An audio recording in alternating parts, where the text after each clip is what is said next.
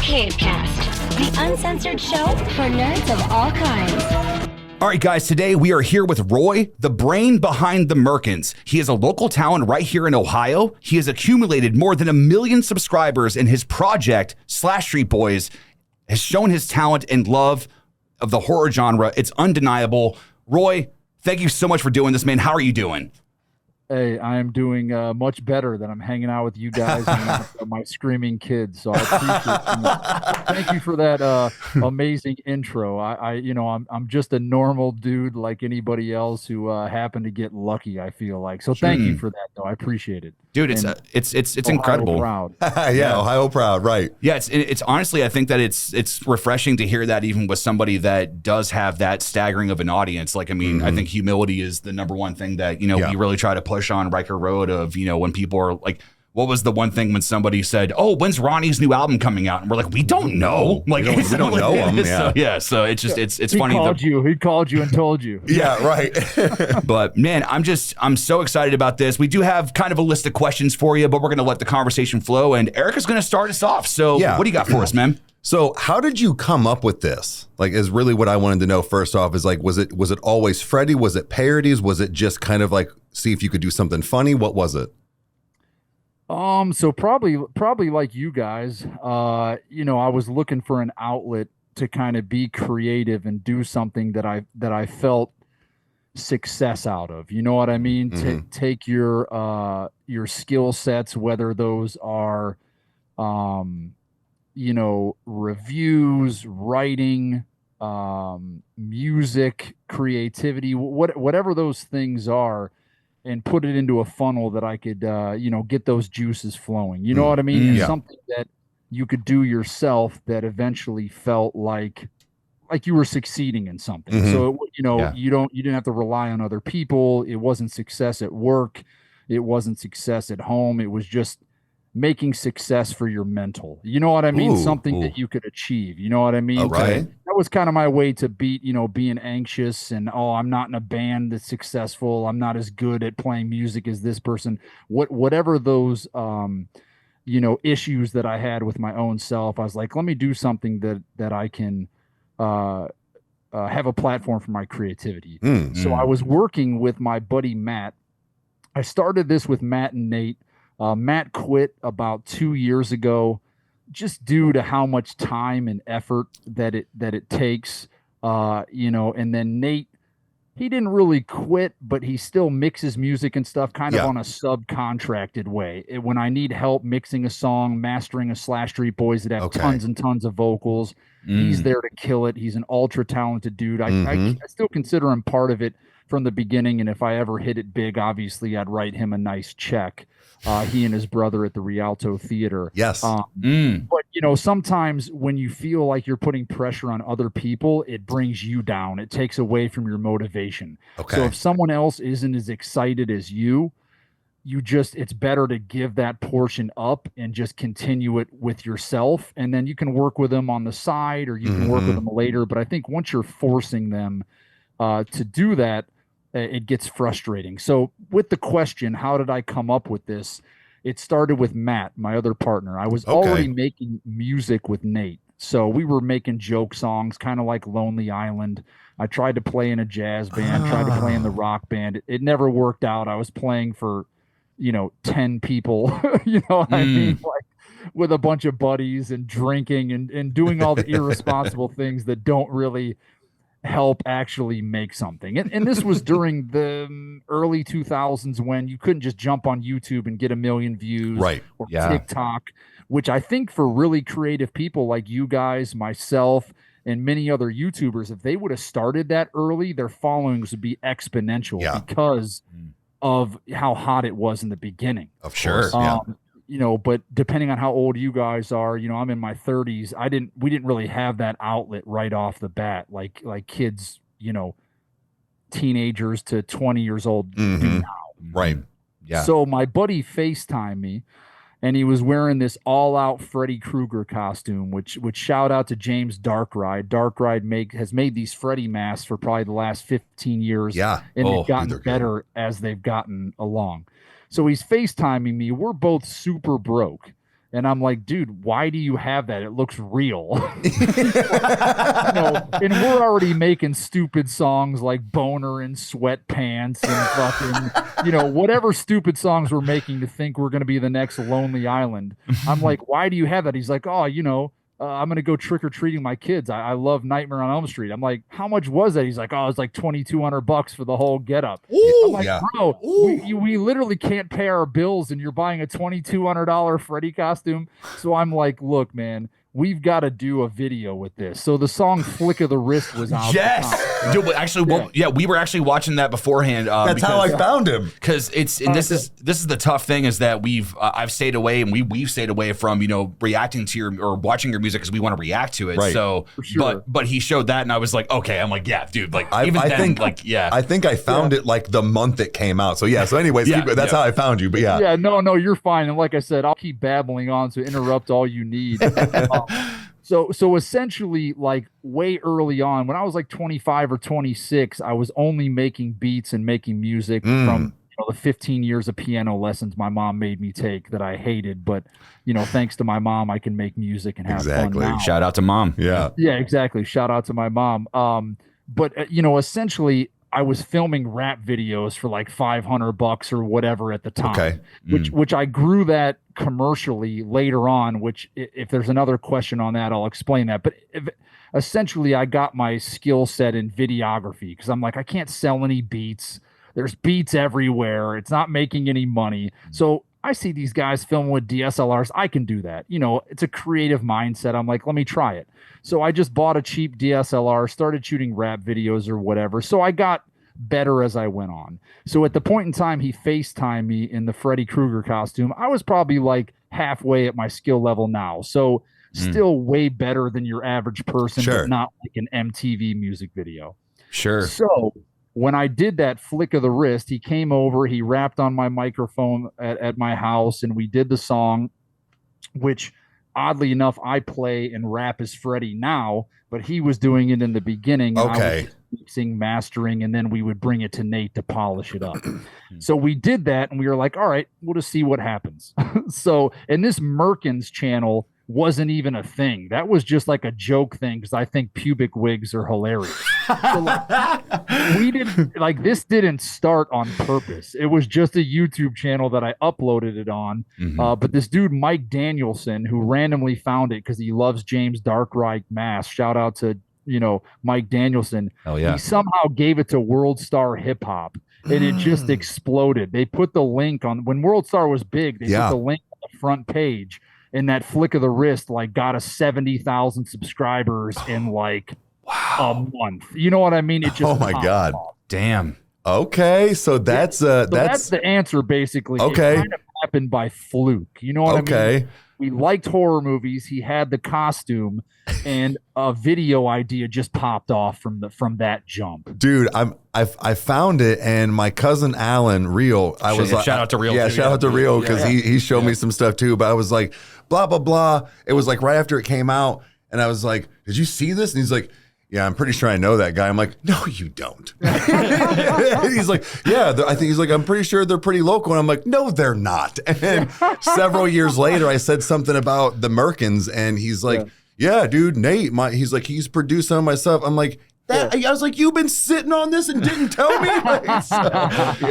Man, that's so crazy. So hell yeah. So I am curious. So obviously, you're no stranger to producing music, but I think of, my, little bit that I've jumped into producing music. Like I just purchased a MIDI board. It's nowhere near the level of what you've got, but in the same hand, like I do love doing it. But the thing is that it always has to start from somewhere. So what I'm really curious about is like, what was the song or the artist that got you into wanting to make music, or like what made you want to like actually pursue it? Because clearly you had your piano lessons, so you always had like a foundation of understanding like music theory. This is what all this means. But where did that passion come from?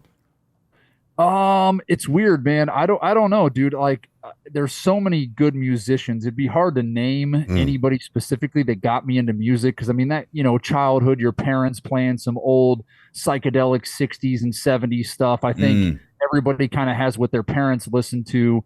So obviously I liked music, but to be honest, man, when I was playing, piano lessons, it was like I was annoyed that I had to come inside from playing basketball or whatever to practice. You know what I mean? Because my mom, she really wouldn't like just let it slide. It's like, if you're going to show up to a lesson to your teacher, you can't not play what she asked you the week before. Right. You know, and that's memorizing long sheet musics. I had to go to my, grandma's retirement home and play for a ton of old people. Shout out to those old people. Nothing wrong with the elderly. There's just a certain vibe and scent that they give off at a retirement home. When you're young like that, it's like out of control, man. They're touchy feely, they're close, and every kid is God's gift to earth to an elderly person between 10 and 15. Yeah. And if you play the piano, it's even fucking worse. It's gonna go somewhere. Playing a shitty jazz band when he's in his 20s, fucking up in college.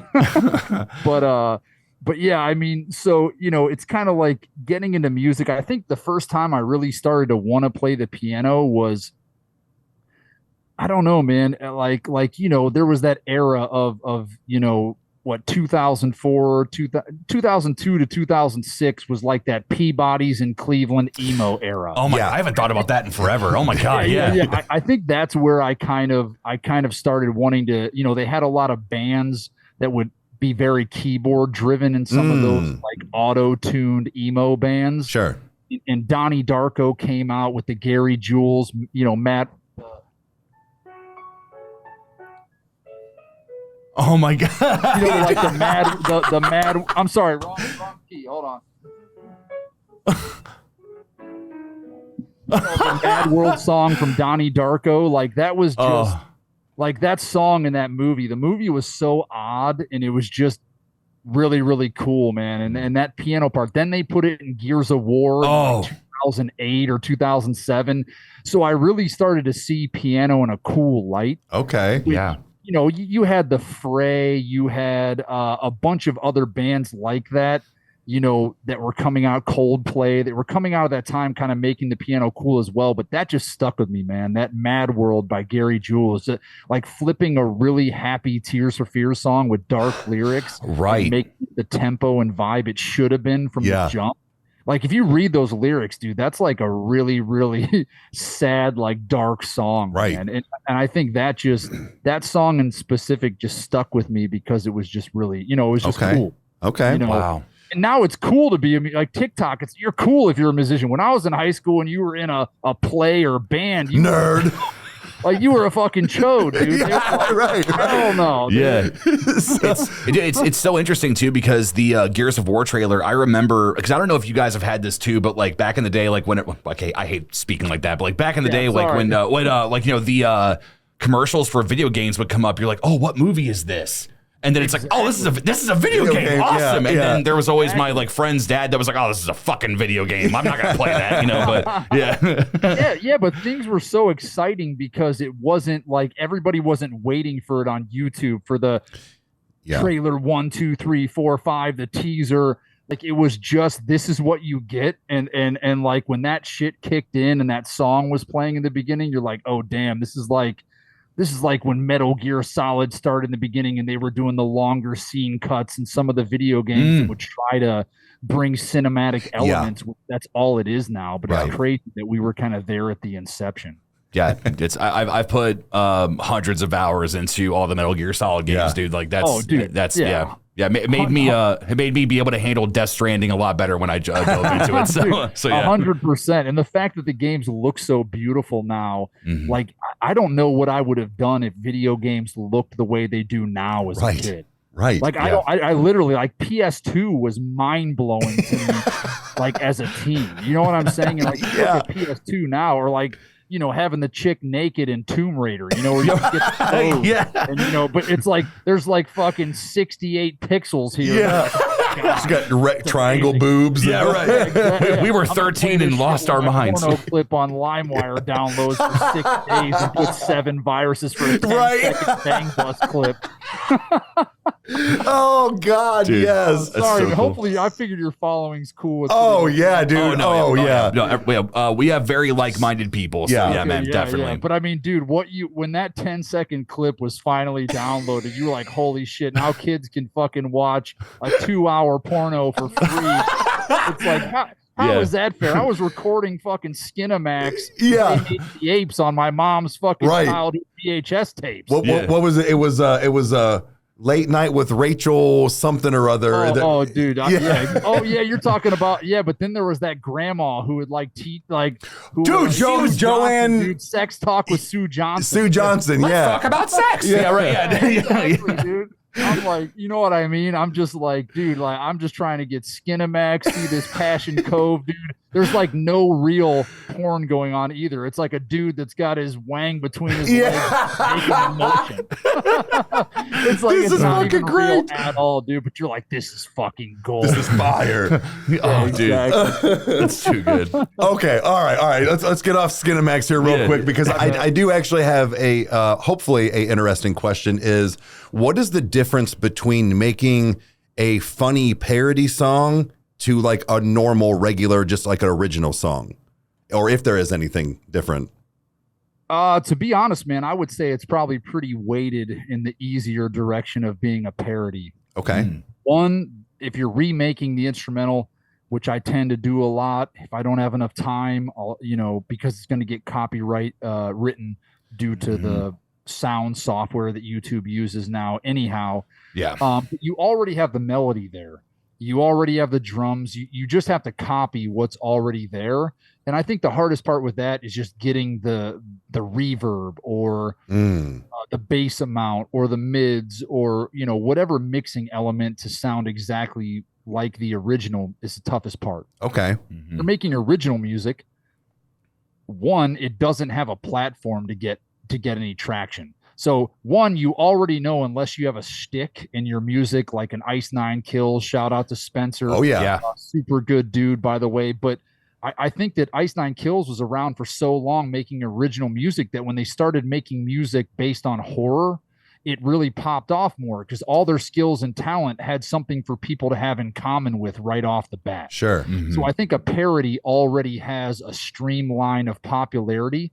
And when you're making original music, one, you could make anything. You're starting from scratch, which makes it even more difficult. Yeah. Because you could be in the key of A, C minor.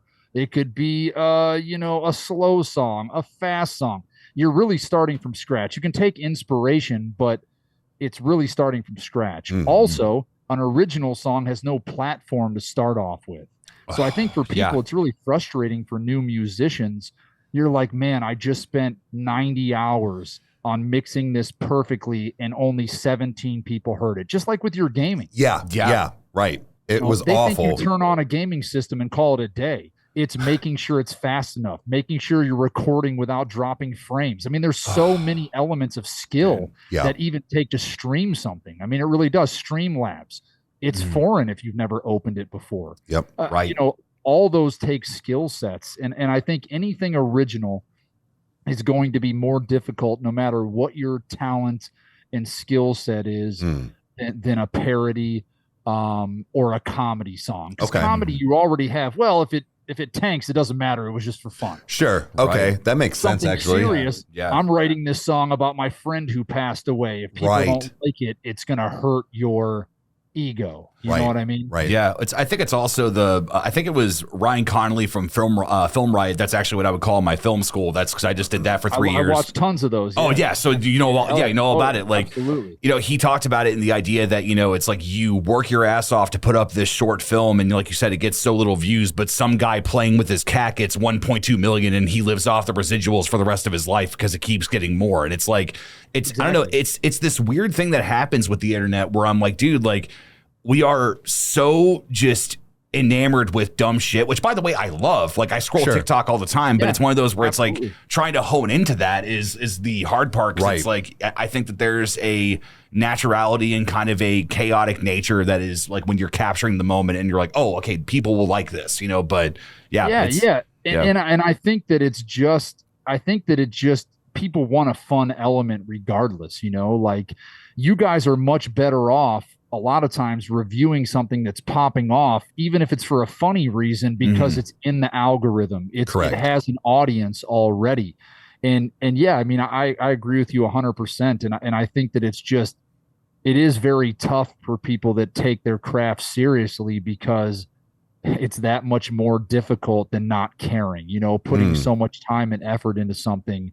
For me, I do comedy shit, and I know that sometimes it's disheartening enough if you don't get the views, and then you do see a guy in a Freddy Krueger mask that he got from Spirit Halloween. It has 17 million views. Mine only got 1 million, and the production quality's better. Well, sometimes people just want that, like someone randomly filmed it with a cell phone. Like I've downgraded quality on purpose because of that. You've mentioned stuff like that before. Yeah. People feel like polished content is coming from somebody that's paying you to make it non-organic, an ad.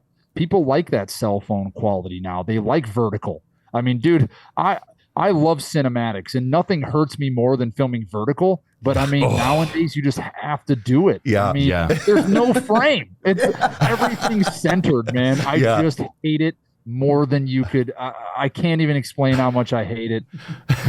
But I've made music videos to the T, widescreen, 3x5, low resolution, done everything you need to make them look like they were filmed on those type of cameras, and it actually hurts it. And that's what bothers me. But I've given up on that end, and I'm just like, you know what? I'm gonna do what's going to grow the channel more. Yep. Yeah, you have to, and that's where we've talked before, where people will ask us why we're not doing certain songs or why we're not doing them as much. And it's like the algorithm, just like we love them, but we can't right now.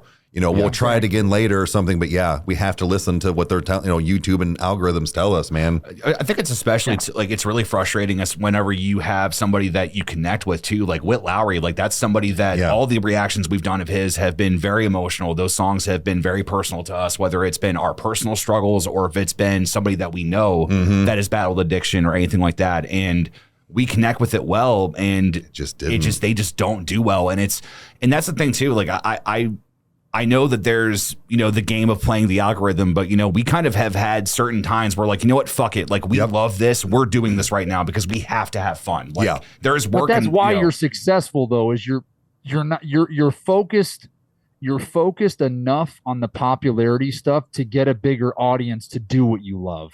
I think that's where I'm at too. Yeah. But you can't only do what you love.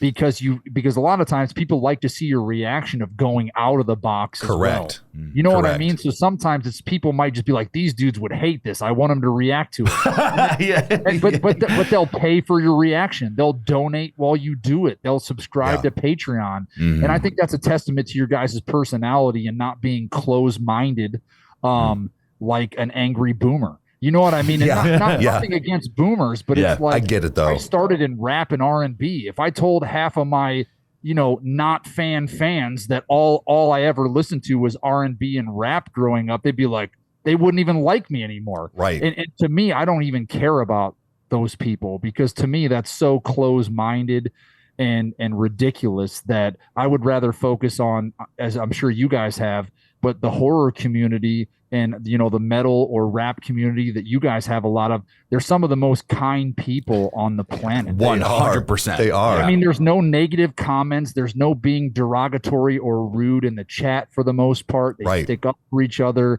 And that's really like what I try to live by, is kill people with kindness. Like there's times I want to comment back rude to somebody. Same. Put yourself in their shoes, man. They could literally be one step from the edge and you could be that step. You know what I'm saying? And that's, I think, what gives me the most anxiety with having a following is you never want to have a bad conversation with somebody in the DMs because I'm stressed out, been working 80 hours, and I don't give them the time of day or the kindness that they deserve just as a human. You know? Dude, that's very reputable, man. And especially because, again, I think that we kind of talked about this before the show, but, the idea of like, the jump in subscribers and everything too. It's just like, dude, like it's very refreshing, and not that I expected anything less from you, but it's the idea, like from the first time that you commented on one of our reactions, we're like, dude, we've got to link up, whatever. Like, oh yeah, I remember seeing that and being like, oh my God, like first off, thank you. But secondly, it was the fact of it's like he's one of us. He's a dude. Like it's like he's just figuring out life too. Yeah, but and you put your time into making something based on something I made. I owe you with that, and that's what a lot of people I don't think they forget. Or something like that. I'm not big enough to forget, but I don't think I would forget because you guys took the time to do something that in turn is going to help me and do a good job of it. It's fun to go and watch those. When I feel bad about a production and I don't like something about it, I don't think it was good. When you go and watch those reactions and see somebody just out of the blue checking it out, they're not focused on the details and the horrors that happened at the shoot. And you can go, you know what? Maybe I'm being a little bit too particular with my own creation, and it takes you away from that. So I appreciate it. And like I said, I thanks for doing those. And we fangirled out for a second. We did. Yeah. So we had our moment. So but the thing is though, it all works it's an ebb and flow. You guys have people fanning over you, and as you get bigger, it's only going to grow. Right. So as you show that to the next kid who has 20,000 subs and reach out to you, you'll do what I do to you, what you do to me, what he does to the next person. Yeah. Do. You know what I mean? Right. You would hope that the positivity starts to really break through the internet, man. Like, because that's really what it's all about. If somebody else does horror content with the same Freddy mask, I could be that guy that goes, man, I wore that mask first, man. It's my shit, dude. It's my shit. Get out of it, But instead, I'm like, you know what? That's awesome. He's doing a different spin on it. Or he's doing Swag Boy Freddy or the Freddy of TikTok or the Michael Myers of TikTok. All those dudes are super kind, man. And they're nice. It's better to create a community than create hate, Well, like sure. You've said before, like with most of ideas, like nothing's an original idea. Everything is kind of taken from other things, that has been done. But, same with people like us that'll ask us, like, starting reaction channels. And they're like, I don't want to rip you off. I'm like, no, rip me off. There's only certain ways to do this. Like, you're not doing it on purpose. This is the way you do it.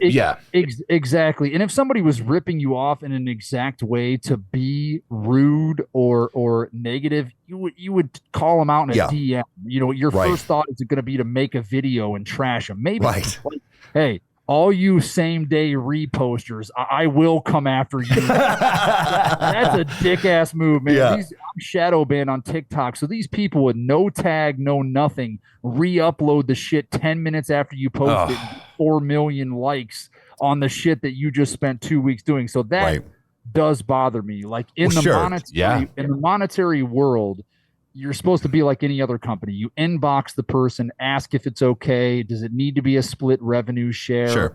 Or can you even monetize this because it's a parody? Can we tag you and post it? Yes, you can post it. Just please do it 2 weeks after I've been able to get some traction so I can get a following off the $10,000 I spent, asshole. Right. Exactly. You know what I mean? Yes. Like shouting someone out, doing a reaction, but uploading their shit with nothing changed is just is like a blacklist in the creator because you're not creating anything. Mm-hmm. Like there's literally TikTokers that have 400,000 followers and their only videos are mine, and they just live stream to get $2,000 a live stream with the same Freddy mask. Yep. And then they block me when I say, hey, could you not re-upload my content, especially like, and they do the jerk thing where they don't tag you in the video, but then they put you in the first comment and don't pin it.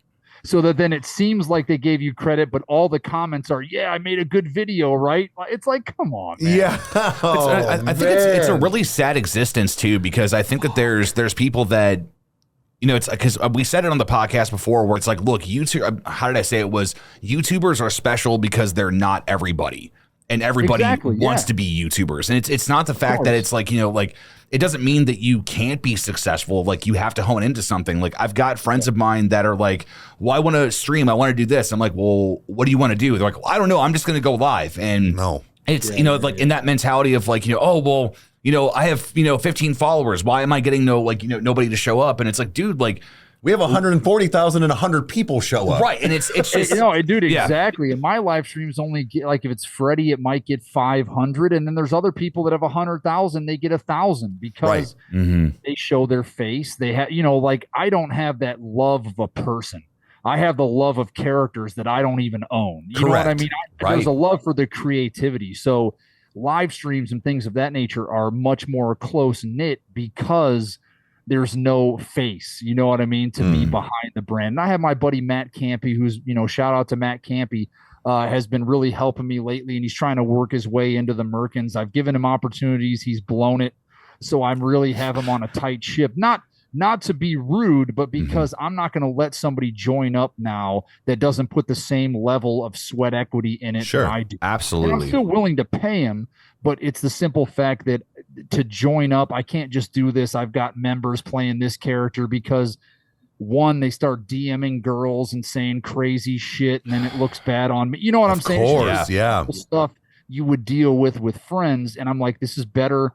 And I've been doing it for 2 years, and I grew, better than I did with having other people ever. So I think that's a testament to just grinding yourself. For sure. Or with you guys are tight knit and you really have the same goal, so it works. But I think that kind of relationship is not easy to find. I'm sure you guys know it's just not that easy to find.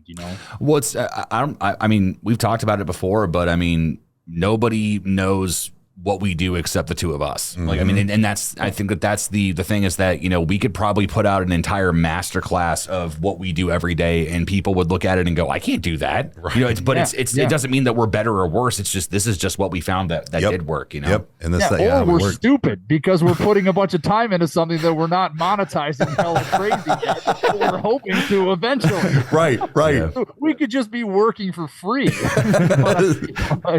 which most people wouldn't do, but I think for you guys and for me, it's just it's like you want to spread positivity.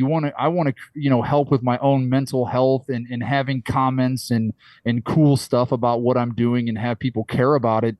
And that, as ridiculous as it sounds, I still have a soft spot for some of the reposters, only because like maybe they were born and they didn't have that skill set. Maybe their parents didn't get them piano lessons because they're costly, and it's like, man, do I really want to, how bad do I want to bring this person down? It's like, at the end of the day, they're doing their thing. Is it wrong? But if they really are doing it from a place of negativity, then karma will get them. If you bring them down, it's like maybe all they can do is repost. Maybe they're not right. You know what I mean? Like maybe they're sad every day because all they do is look at the talents that people have on the internet, and they don't have any support or way to know what their skills are. You know what I'm saying? That's I don't know, man. I just feel like being mean to anybody doesn't ever have a positive outcome. It doesn't. Matter what. I can't think of one time someone was mean. You like, it's almost like when you are mean, it feels good for that moment in time, and then when you're done, you're just like, dude, why did I do that? Like I've done it, and it's exactly just But now for you guys though, you have this platform to where if you're mean to somebody because you had a couple drinks, somebody was being horrible. No, I'm just saying somebody was horrible on your live stream, and then like, you have all those 100 people in there that are also ganging up on them. So I've tried to force myself to say, everybody say something nice to this person saying I suck in the chat. I try to force myself during the live stream when somebody says, you're just a fucking idiot who puts massive other characters on and dances around. And I'm just like, you know what, man, you're somewhat right.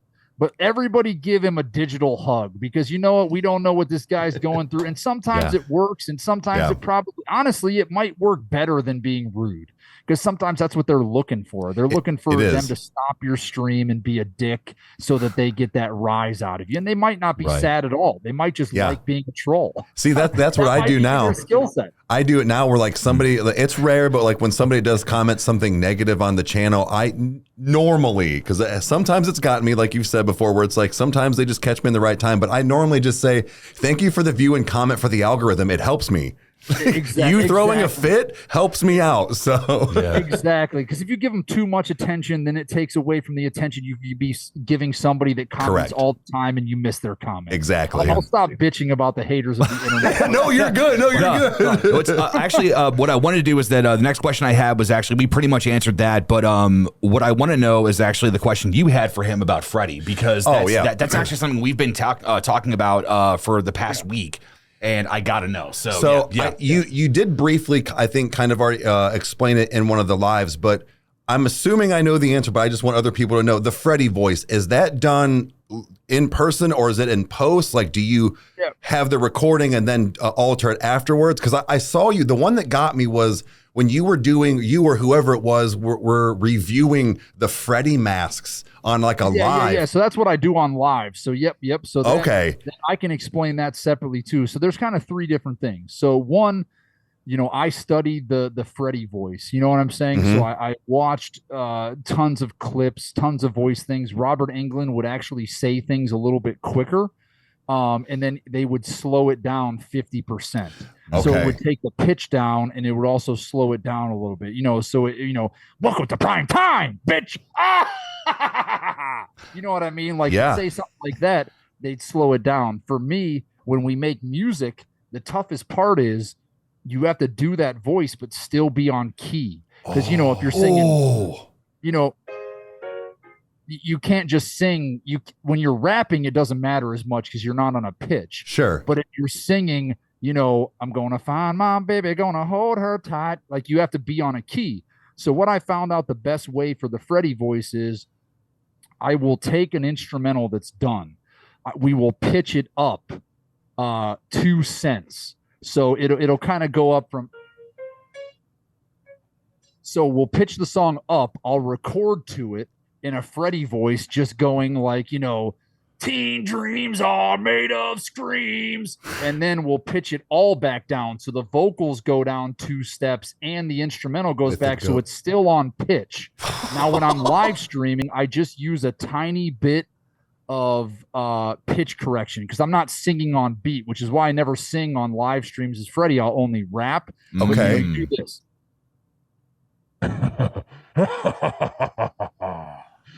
It's me, your boy Fred, bitch. Oh, God! So you're just doing that gravelly, deep type voice, and then it would just be like this. So if I was talking to you normal, okay. But it switches the pitch of everything, which is why I can't have guests in person that aren't mutes like Jason. Because they can't talk while I'm talking, or else their voice will be a little bit low. Sure, right? Okay, that lore, you know what I mean? Yeah, like it's not a ton, but it's enough to make it believable that Freddie's singing or something of that nature. Yeah, that's incredible. Okay. Man. Yeah, so it's a mix, changing your voice a little bit, but when you're singing, like when I did that Peaches song as Freddie or whatever. I mean, dude, that literally killed my voice because Jack Black has a crazy range, and you just have to find that sweet spot of it not sounding robotic and still sounding like a deepening. Yeah. So, man, that's fucking crazy. He does it several ways. I literally thought maybe he just sat in front of the camera, had his microphone, and then just did it in post. Like, dude, there's so much more to this. Yeah, so my buddy played Freddie like 2.5 years ago on the old Krug's reviews, but every Krug's reviews that eBay, it's me playing Freddie. Okay. So I play Freddie as well as play Roy on the live stream. So most people don't know that it's the same character, but I play Freddie as well. What's so funny is I didn't even realize it hit me when he was like, yeah, he's going to be Roy. And I'm like, oh, okay. And I'm like, oh my God, he's got the blue. He's not Jason. Like it took me a second, but Which Freddie movie, which Jason movie was it that Roy was the main antagonist? Spoiler warning. Part 5. And okay. It's kind of like I wanted to create an original character for myself, but things kind of blew up in the beginning in a way that I really didn't have time when I started live streaming. So I just thought being Roy Burns, going by Roy and being like the fake double negative Jason just makes me a real Jason. Okay. You know what I mean? So it's like, I'm a fake Jason. You know what I mean? So and you can talk. Yeah. If I would have been able to create some character ahead of time, I would have much preferred that, because it would have been, I would have owned the IP, but that's something, for the future. Yeah. So I'm very curious. When it comes to when you're producing, especially something like something that sounds like Backstreet Boys, and it has this very NSYNC 2000s feel. What's the formula that you use to achieve that? If you're willing to kind of open the curtain a little bit, because what I'm curious about is that it's like you have such a particular sound. Like when I was listening to it, like we were reacting to it, I'm like, man, this sounds like it should be a Backstreet Boys song, but it's not a parody. What is it? Is it the chord structure? Is it the synths? What is it? Yeah. So there's a dude named Not Choice Beats that actually made the Love to Die beat that I tweaked with him. It's the one on his YouTube channel is pretty much exactly the same. So for that, I was so far behind that I literally just started perusing the internet, which a lot of horror stuff is finding the right mask maker, finding the right Freddy glove maker. Sure. And it's very difficult. It actually takes a lot of effort. So I found this guy, and he was down to collab. I was like, hey, let me play the chord structures. Let me do this. And he's like, well, I need this amount of time. I'm like, well, fuck. Let me just buy the license to this, and I'll just write the lyrics, which the lyrics and the melodies, are almost as difficult as making the instrumental, because, there's nobody has a vocal melody. You know what I mean? So I was like, all right, well, let me see this beat. So he played me this beat. I was listening to it. I was like, all right, die, don't you want to spend all right? And, I kind of just went from there and made it. So I can't, he has beat packs. So essentially that's what it is. You can obviously go in and you can make those sounds, but there's people on the internet that'll make, where you'll still play the drums and you'll still do the instruments, but, the risers, like the will already have people either take them out of those songs or remake them. So it's kind of like using, a DAW that has a plug-in that'll have that sound, and then you just tweak it in the studio from there. Sure. So to get the vocals and stuff to sound like that, a lot of it is like a tape effect, trying to make it sound a little more bassy and not so much like new digital sound. So I can't really take 1,000% credit from Love to Die from start to finish. Obviously, I'm not talking about the other Street Boys songs, because they were all parodies that we I either made the instrumental on the keyboard or used a karaoke track that I bought the license to. That this one was kind of like an in-between. You know what I mean? It was finding somebody that already made instrumentals to sound like that. Because I know for a fact I could do it. That wasn't the question, but that would have taken another 30 hours, and it was already October 1st. I'm like, dude, I was like, I wasn't even going to do a Street this year. Now I'm guilt tripped by all the donators and the great supporters. You know what I mean? Because I was like, let me give Street Boys a break. Because originally I was going to have Spencer from Ice Nine Kills sing on Die, Die, Die. I wanted to do Bye, Bye, Bye by NSYNC. And unfortunately, every time I would even post my instrumental version, it gets blocked. And then I reached out to Lance Bass through the guys that did a TikTok with him. Lance is like, I don't even own any of the rights. You got to go through the publishers. My God. It's impossible to get sync rights for any of these parodies because there's so many people. And if they're not into horror, they don't get it. They don't even want to approve, because they would have to approve the lyrics. And if I'm going die, die, die, they're not going to watch Street Boys and go, oh, this is the idea. They're going to be like, this is creepy and weird. It doesn't have anything to do with it. So, so I would say the 2000 sound, it's probably from a love that I love the 2000 sound, but it's also a collaborative effort with people on the internet. Being able to find someone that's creative like yourself. There's another guy, David Hale, who only makes Genesis and that era music. Okay. Oh shit. With a lot. I had an idea for this sleigh watch, and while I filmed and got the costumes and made sure the onesies fit the dudes and all of that, he's making a Baywatch remake for me. You know what I'm saying? Yeah. And it becomes a collaborative effort on people, via the internet as well, just due to time. You know what I mean? So it's I wish I could take credit for every instrumental. I can take credit for everything else, I think. Sure. But as far as every single instrumental, I can't take credit for all those because a lot of times there's not enough time for me to make the beat remake, get the costumes together and all of that to still get it done on time. Yeah. You know, so I don't think there's anything wrong with buying a licensed track off start. You know, like there's things you can't do.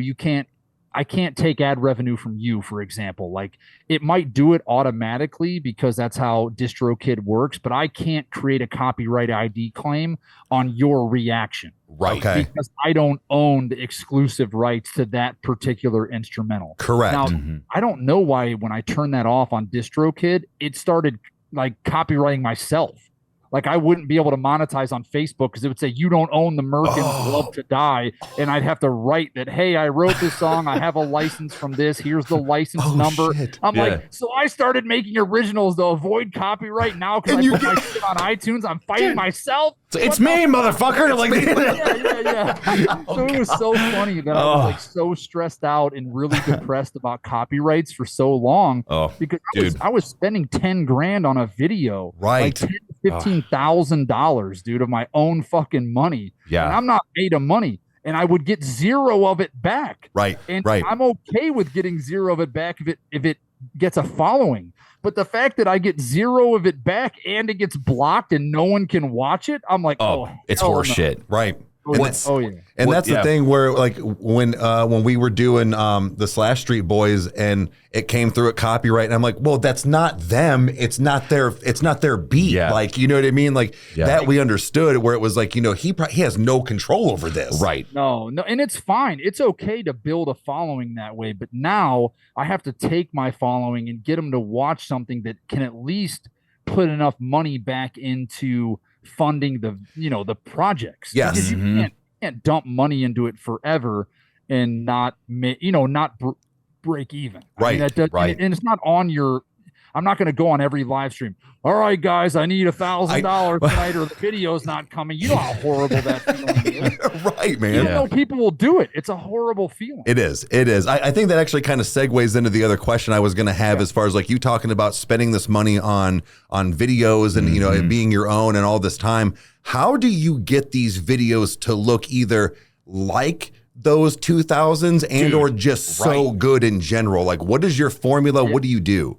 Yeah, and I think some of them look better than others. Like I think Mama Said Knock You Out is almost exactly like Mama Said Chop You Now. I think the music video is almost exact. I think Man in the Box was a great one.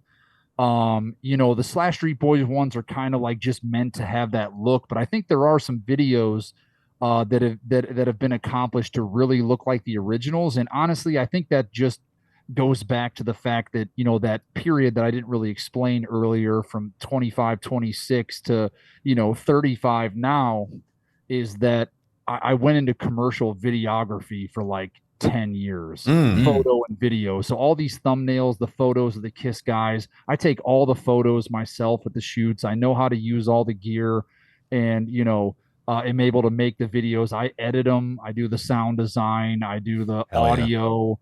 And film it. So essentially, you know, I went from working with DSLRs to working to, you know, Alexa Minis and Red Monstros and Red Epics and and all these big cameras on real sets to back to using, like, I film all the videos now with a Sony A7S III, which is like a $4,000 DSLR, you know, and a couple nice lenses. That is now. So I'm curious with what just real quick is with the Sony A7S. Did you decide to get that camera because of Film Riot?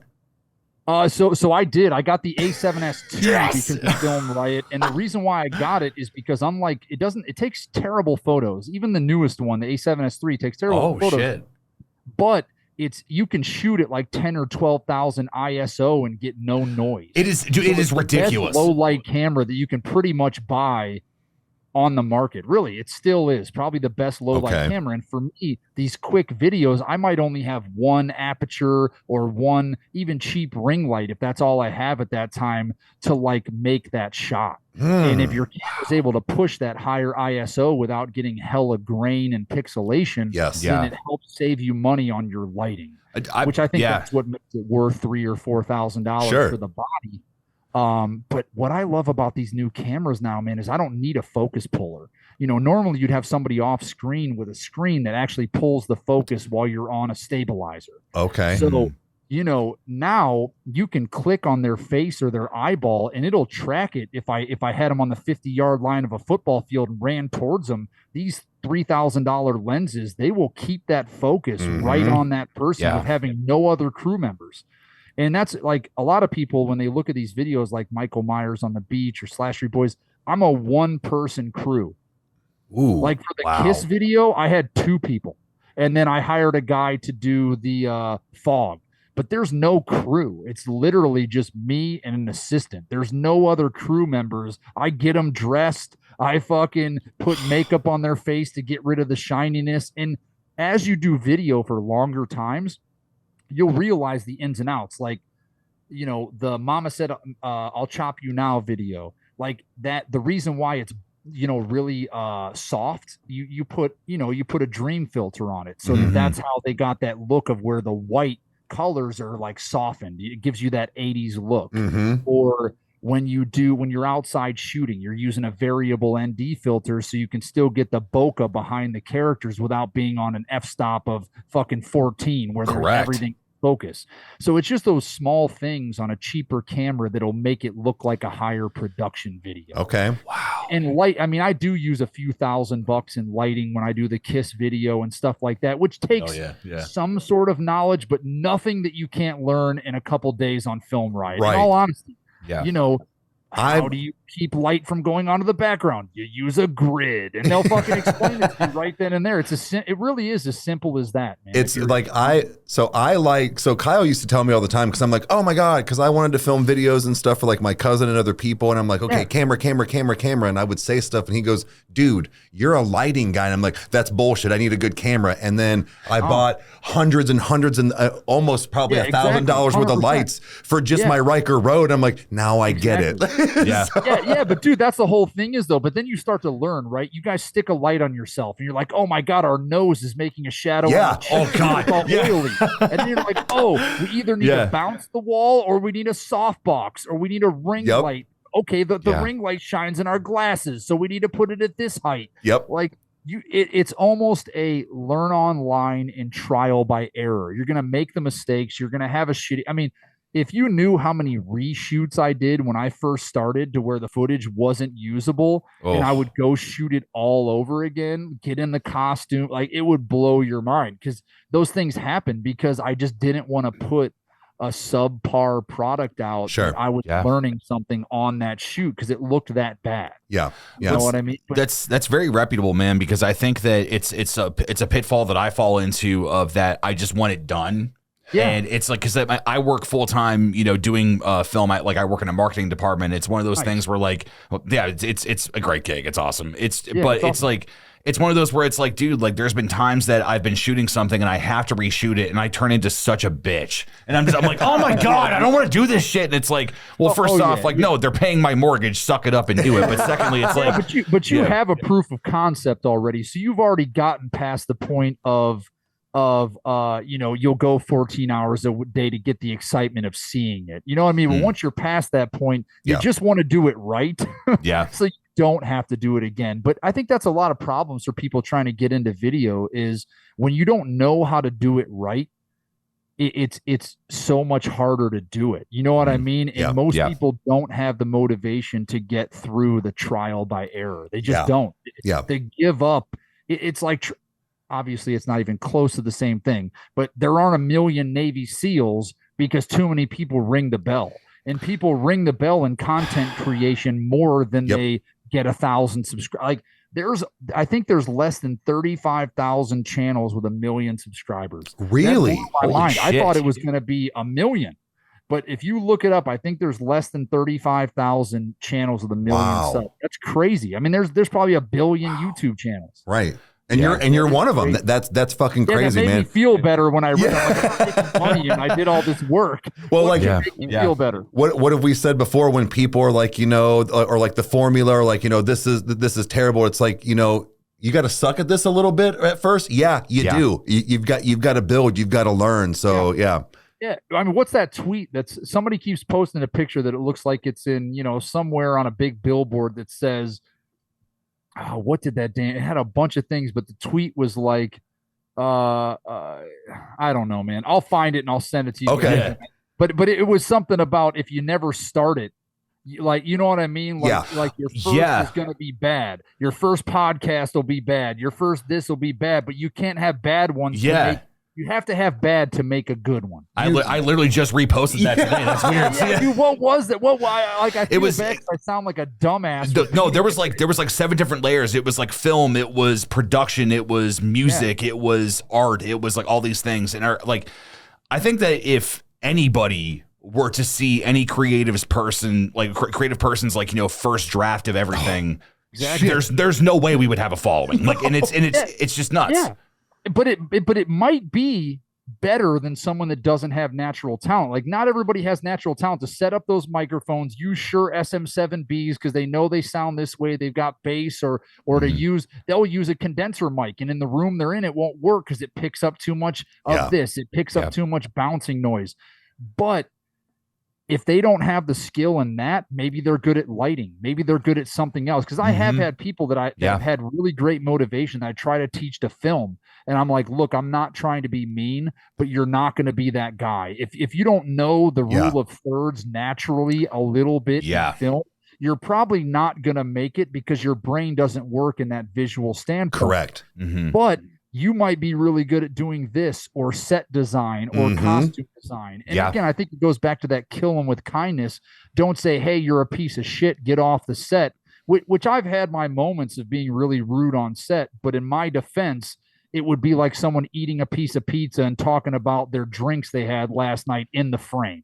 That's the stuff that bothers me when I'm taking something seriously and other people aren't. Like, that's when I kind of get upset. Of course. And I have been known to be an asshole, but it's like, dude, I've been doing this for 20 hours and you're literally eating pizza I paid for and laughing that you're in the shot. To me, it's not funny. Right. To me, this is and it's always someone that you fucking know. It's not the person that's there for the first time. It's always the person that you know just doesn't give a shit. Yeah. And sometimes they just need berated. Yeah. Well, and it won't hurt their feelings. Right. But it's the fact of two things to that, where it's like, one, you like you've said before, all the money and time you're putting in and they're not taking it serious. And two, if you can't take even firm constructive criticism, this isn't for you. You know, we've had to tell people before when they've asked, we're like, hey, like you've said, like, not to be mean, but you know, your audio needs to be a little bit better, or you need to do this or this, where it's like, you know, they do want it. But if you're just being like, you fucking suck, get out of here. No. Yeah. Exactly. There is a difference. Yeah. And there's always two sides of the coin. It's like, you'll have people that are very like rude about you making a comment like, well, this is the best mic you can possibly buy. And then you're just like, okay, I'm done with that. Yep. You know, or on my side, like my buddy towards the end, it's like, dude, I've been planning this video. You helped me write the lyrics. We did it together, and you came to the shoot without knowing the lyrics. Oh, so what the fuck? Lip sync to the song. So I'm having to do 7 extra takes, and the dudes that got it 3 days ago memorized the whole thing. They obviously have a more care in 3 days than you do having built this thing for a year. That's right. And sometimes you just have to know when to call it quits, and it happens. But yeah, I agree with you guys. Yeah. Sometimes you want to kill them with kindness, but you also might push them in a different direction. Correct. Something to be better at. Correct. Yeah. To switch gears a little bit, just because obviously you have a love of horror, there is no denying that. Yeah. What do you think is the best and worst horror remake? if you had to like pin it down, like you know, it doesn't have to be like the big answer or whatever, but in the same hand, I am curious because you are somebody that loves this genre. So one that you enjoyed and one that you're like, absolutely not, get it out of here. So I love how hard it is to try to think of a remake that you love. Like, that's the saddest part, because remakes shouldn't even be a thing, man. I mean, I can think of 100 that are horrible, but like remake, like you can at least do something to it, man. A remake that I've loved and hated. I mean, obviously, you know, because I play Freddy, I cannot stand the 2009 or 10 remake of Nightmare on Elm Street. Wow. Okay. I think it's absolutely horrendous. Okay. you know, just the makeup being mostly CGI. And dude, yeah. They made Freddy Krueger a pedophile. It's like, no, this is hell no. Okay.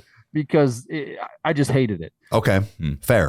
A good remake in horror, man.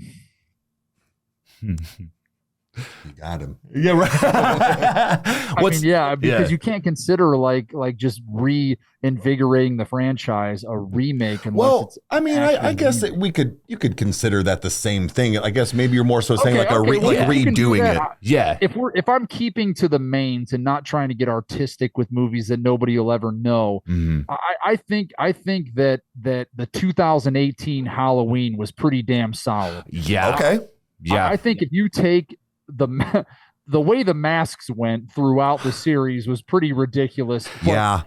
Taking that original looking mold and what Christopher Nelson did with the 2018, having the grunge and the so grime cool to it. I mean, dude, that shot with that checkered floor and fucking him holding them. I mean, dude, how badass was that shot just in general? Like that mask lit from the top, just like in the original, because the masks really don't look that good, which is part of the problem that I have when filming videos like David Hasselhoff coming out of the fucking water.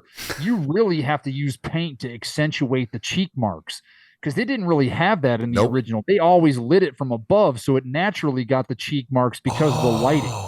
That makes sense. Most people, when they try to take a Trick or Treat Studios mask and film outside, it just looks like a fucking Q-tip with hair on it. Right. It doesn't have any definition in the face. So I've worked with Nick Malpagano, and Nag masks and a couple other mask makers to really try to accentuate, even on the Vanilla Mike mask, accentuate those cheekbones. So when it's lit not from above to try to give it that music video look, it already has that darkening under the, you know what I'm saying? I think I get a lot of comments like, oh shit, that video of Michael Myers doing the cologne ad, it's like, damn, that shit looks like the movie. Well, yeah, but it wouldn't if it was just a plain mask. Correct. We wouldn't have been able to have a light above it the whole time. Right. Dude, the level of care, the level of care that you have with this is just insane, because it's we talked about video games and everything too, but I think it's in all art, is that when it's the attention to detail and it's the fact that you're like, no, this doesn't look right, this is why this needs to be there. And it's like, even with some of the behind the scenes of Rob Zombie's Halloween, when the Kraber the bassinet was in the kitchen and he went, no, get it out of here. He's like, let's get a brick. And he was chipping off all the paint. He's like, this does not look disgusting enough. But that's why he's Rob Zombie. And that's why there's Christopher Nolan. And that's why there's Wes Anderson. And that's why there's all these people that set themselves apart. Even Christian Bale, you know what I mean? Like, you've seen that guy, Tom Cruise, have so much passion for being at the height of the genre of film. I think is just because, like, if I could give myself a talent, I would say it's the eye. I think I'm the sixth man in everything I do. I'm mediocre at music compared to professionals. I'm mediocre at videography compared to the best. In all honesty, I'm not mediocre compared to a videographer on YouTube, but I'm mediocre compared to the people doing it at the highest level. Right. But one thing about me is I dabble in every single thing. Yes. So if I need to do a middle level quality video, which in 2023 would be an 80s video, because that's all the technology they had. So I can do the filming, the editing, the effects, the costumes, all myself within that level of quality. You know what I'm saying? And I think that that's the one talent I will give myself credit for, is I guess that would be being a director. Okay. Being able to see, or a creative director, being able to see the things that your average person would say, oh, that won't even matter, no one else will notice it. But they really do, because this channel would not have blown up if it wasn't for the details. And 100%, that's what separated it from any other parody or joke. Even if they would have gotten 1 million views, Slasher Boys got 35 million views because of that reason. Right, 100%. The outfits, the masks. I knew that if I had the horror characters, and they weren't even good back then, but let's take Love to Die, for example. If Love to Die was the first thing that people saw, if the masks and the shading of the cheeks and everything like that wasn't perfect, the characters would be unrecognizable wearing fur jackets. Right. But because they still looked original from the head up, it worked itself out. You know what I'm saying? You still got the visuals of the character without it going so far that it wasn't even a good representation anymore. Right. Yeah. So I would say that would be my only above the 6-man skill, would be able to compile creative elements into the absolute highest level. I don't think that on my budgets for YouTube, anybody could make anything better. Without them working, I don't let people work for free. That's like so I'm saying with the same budget and the same people, no one else would be able to make them better with the amount of people and the circumstances that it took to make. Like, I'm calling AIW wrestling like 4 days before. Can I get a fucking wrestling mat? Nobody's answered me back about boxing gyms. And I literally bought, I literally went and found out how to buy ring covers to make them red, white, and fucking blue to make it look, and then it was in fucking black and white. You know what I mean? Oh God. But I'm saying, but I went as far as making the ring covers because wrestling doesn't have the ring covers. I was like, well, this is really going to look like a wrestling mat. I don't want one comment.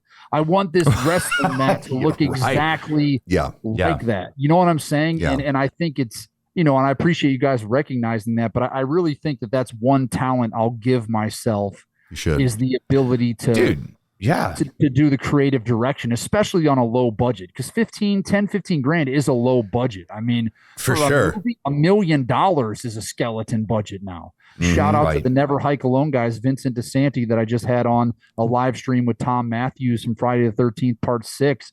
Those guys are doing it with $300,000. Yeah. I mean, they're putting so much sweat equity. They're doing the same thing I am. The trailer and everything looks exactly like a real movie because of their attention to detail and their level of skill. But they're doing it so that they can get a $5 million movie 3 years Exactly. That's what I'm doing. I'm trying to get the Spirit Halloweens and the Hot Topics out of the woodwork to do something for them and catch a check. You know what I mean? Catch a check for doing what I love. Not to catch a check to be a millionaire, but to be a happy millionaire. To be a happy millionaire. Yes, that's what we've said before, because people are like, oh my God, 100,000 subscribers and money. I'm like, okay, sure. Yeah, we get some, probably like you were like, it's mostly copyrighted material. Like we do get something, but that's not what we're doing. This is fun.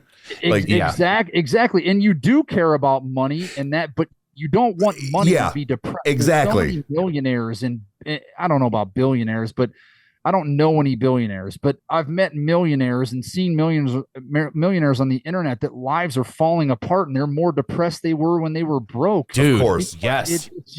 It's what are you giving up to make that money? For me, this is a hobby. I'm not giving any time up with my family. That's irresponsible. I'm still giving up time, but it's not in an irresponsible light. And, I could be an alcoholic, but instead I'm a workaholic. You know what I mean? Sure. I like to drink and things like that, but like, I would rather make a great piece of content than go to the bar and be hungover. It's just what I would rather spend my free time doing. And that's why you're so good. Like, that's why it's so good. You guys too. But right. But that's the thing is, because it's different. I mean, everything comes in different levels. There's no difference between what you guys do and what I do. Personally, I probably could. I mean, I think that you guys could do a lot of what I do. You sound like you film and you do those types of things, and that may be a level you guys go to. Maybe you end up doing some skits and some things that are just a different vibe. But the whole thing is, you're making a foundation of loyal people that whatever you do, you can give to them and they will respect it and give it a watch. Yeah. You know what I mean? Yeah. That's very kind of you, man. And it's especially that's huge though. Well, I think it's also the fact that it's like when you find people that just love doing it, and it's absolutely. I think that it's one of those that I think we talked about this before we started recording, but it was that idea that it's like there's days that you just don't fucking want to, and you just do it anyway. Yeah. And it's I think it was, I can't remember who said it, but they basically said it's like a professional is, sure, you can say the 10,000 hours or whatever it is that, that you've done something, but in the same hand is that a professional is somebody that goes into work and does it even when they don't want to. Yeah. And it's so like, and it's exactly. like, I don't want to like boost our ego, but in the same hand, it's one of those that like I've said this a couple of times, but like the voices in my head of reaction that we did, that was one of the worst days of my life. That was like right? there was so much stuff happening and we had so much fun. Yeah. It was a very successful reaction. And I look back on it and it's very bittersweet because I remember just losing my mind over Ronnie, but in the same hand, I was just like, God, like I remember that text message that day. I remember what happened on my drive home from work. I remember that stuff. And that's the stuff that I think that people do lose perspective on. And it's like, nah, dude, like, you know, creative people are still people. Right. And that's, So. But the thing for you is, I think you're like me, for you guys, you never actually have to fake it. Once you sit down and start doing it, all those cares are gone. You know what I'm saying? Like once you started doing that reaction, and the thing that people that bothers me, and I will make a comment sometimes about dead meat or whoever. I'm like, man, I wish, and it's not because I think it's easy, but sometimes I wish I had the same backdrop that I could just focus on writing and keep the elements the same. And I don't know if that ever came off rude when I've said that about James, and I'm like, man, because I know that that's so much work. There's so much more writing in that, or what you guys do. But sometimes I'm like, I'm so sick of the setting up the lights, the carrying the stand. Oh my God, yes. Getting the gear set up. And I wish I had a set I could walk onto and have people view 1,000,000 times. Yeah. But on the other hand, it's not fair for people to say, well, you just do reactions. Well, and I'm not saying that's all you guys do, but that's not a fair comment either, because without having knowledge of what you're reacting to, nobody would watch the reaction. Correct. Sure. You can tell the cinematography, you can tell the music quality, you can give an honest but also intellectual judgment on that piece that may not always be positive, even though you might flip it into a positive enough that it doesn't offend the original artist. But you can't just turn on a thing and start reviewing shit. Right. It's never going to hit. That would just be mindlessly doing it. You know what I mean? Sure. Yeah.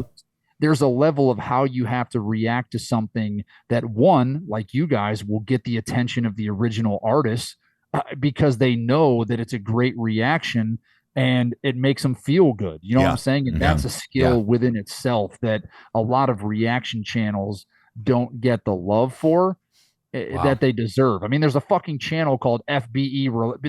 They tried to fucking copyright the word reaction. I mean, yes. You know what I'm saying? Like, and they do the same exact thing. They just happen to have these beautiful sets and $1 million to throw at it. You know what I mean? Right. But it doesn't mean that they're any better than people doing it at a quality level. For sure. Definitely. Well, look, man. I was gonna say this has already been almost an hour and a half. So the time, you're good, man. And like I said, whatever you guys are on time, man, I'm never tripping. If you guys got shit to do, no problem. But I have no problem answering any of the any remaining questions you have. I think I'm good. Yeah. Well, it's a question to kind of to bring everything to a close, man. Is what's next for the Merkins? If you can tell us anything, like, do you have any kind of dreams that you're thinking about that you want to do? Is there something that maybe that's in the works? Like, just take us through that if you can. I'm trying to think, man. Let me try to figure out what I would say. Obviously, I've been heavily trying to do skits, that are all parody on the characters and don't have any copyright to them, and I think that's been going decently well.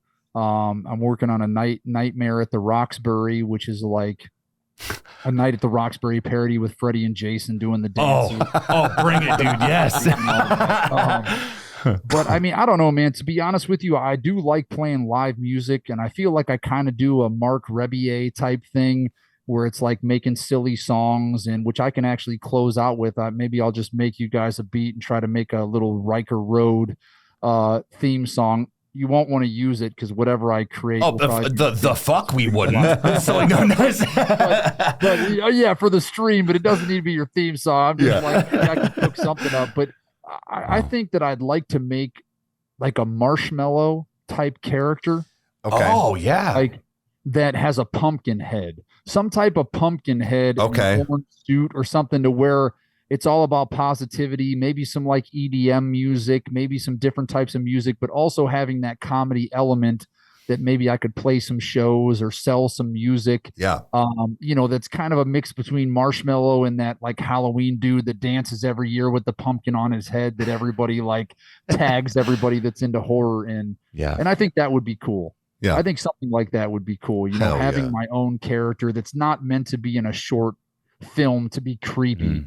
It's just meant to be, you know, kind of a music oriented, silly looking character, a pumpkin with a big smile on his face or a gold tooth or whatever it would be. But if you could imagine if Marshmallow was a pumpkin, that would kind of be the vibe that I'm going for, you know. But instead of EDM, it would be playing the music live and that type of thing. Hell yeah. Dude. Well, look. Yeah. So, all right. Well, I'll do that. Before you wrap up with me, I'll try to make something here that's, maybe I'll stick with like the Halloween theme. So let me do this. And anything that you say during it will like be looped with this. So I'll try to turn my mic down at first and make it as quiet as I can.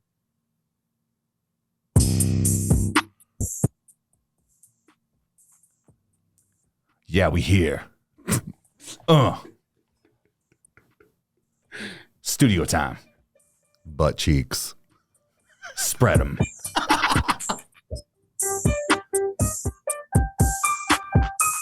Wipe it properly. No corn.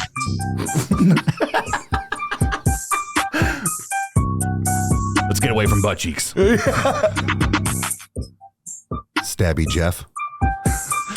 Chainsaw Charlie. Salty Susan. The shit bringer.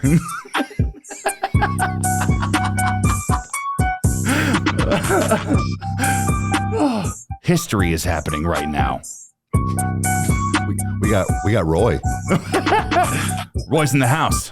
MIDI board. History is happening right now. Look at the blue on his mask. He's Roy. History is happening right now. We got Roy.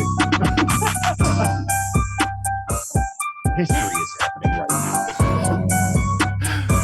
Dude, we got Roy now. Like, what the fuck? History is happening right now. Is this real? History is happening. We got Roy. Yo, we got the Riker Road. You already know. We got the Riker Road. You already know. We got the Riker Road. You already know. We got the Riker Road. You already know. We got the Riker Road.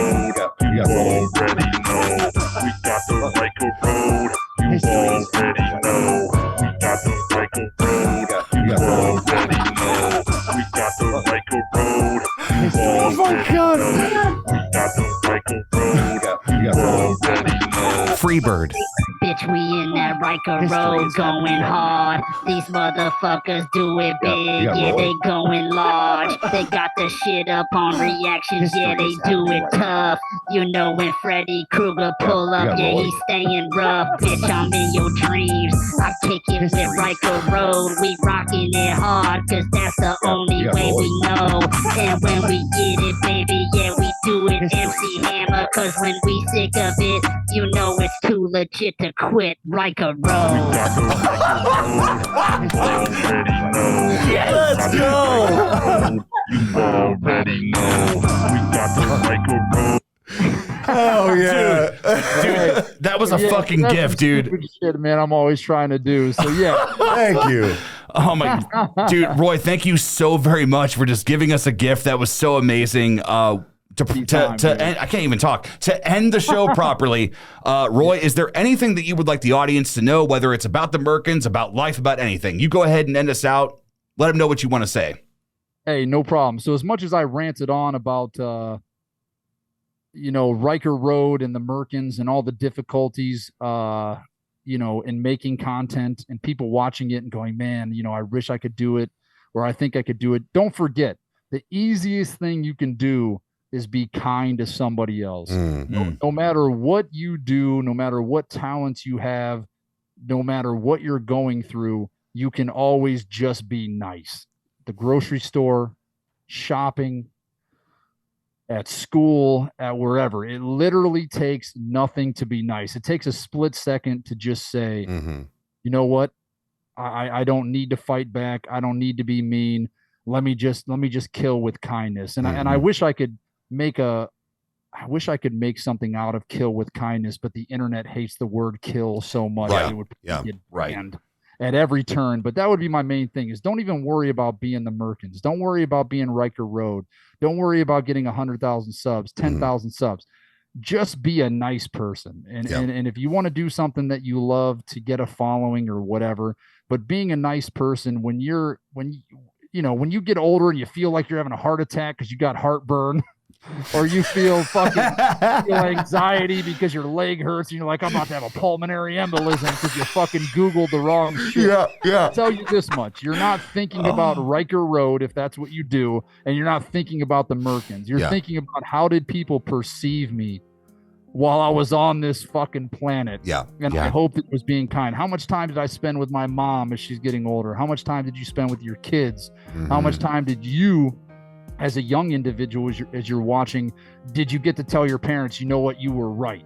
You know, I thought smoking weed and playing video games was going to take me into the next century, and I told you you suck and I hate you. But in all reality, 10 years from now, you're going to be like, you know what? Mom, credit was important. Loving other people was important. Keeping up with your house and not letting your yard grow to fucking 2 feet, which is why your fucking mom kicked you off the Xbox to go mow the grass. Because your mom went to the store, fed you, cleaned the house, and all the other shit. That's what's most important. Most important is how you treated other people and your character. And that's that. Like I said, I ramble on too much, but I would say the most important thing is your character and the legacy you leave behind, not your YouTube channels, the way you treated other people. Damn. Dude, okay. Roy, powerful words, man. I think that this has been a treat for us tonight. Thank you so much for giving us your time, and hopefully we'll see you again sometime on here. But until then, guys, thank you so much for watching. Thank you for hanging out with us, and we will catch you in the next one. Roy, could you say adios? Adios. Amigos. See you guys.